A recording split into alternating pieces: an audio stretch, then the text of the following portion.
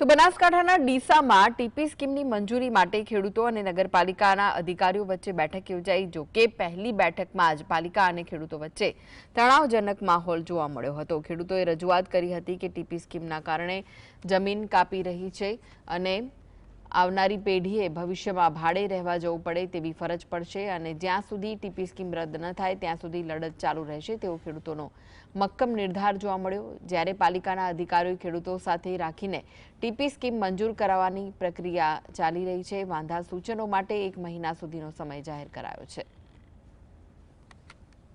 General બોડીની અંદર કોઈ પણ જાતનું કોઈ પણ ચર્ચા વિચારણા બિલકુલ કરી જ નથી। જનરલ બોડીની અંદર ખેડૂતો વિરોધ કરવા છતાં પણ એમને 1-1.5 મિનિટની અંદર બોર્ડની અંદર બિલકુલ પૂરું કરી નાખ્યું। અમને બોર્ડ ચલાવી જ નથી। 1.5 મિનિટની અંદર બોર્ડ પૂરું કરી નાખ્યું। અમને કોઈ ચર્ચા વિચારણા કરી જ નથી, બરોબર।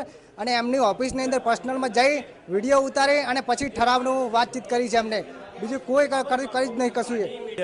દરેક ખેડૂત પાસે માપી જમીન છે, નાના ટુકડા જમીન છે, 3-3, 4-4 સંતાનો છે।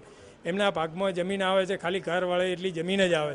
એમાં 30% પ્રમાણે નગરપાલિકા લે છે અત્યારે, તો ખેડૂત તો નવરો થઈ જાય છે।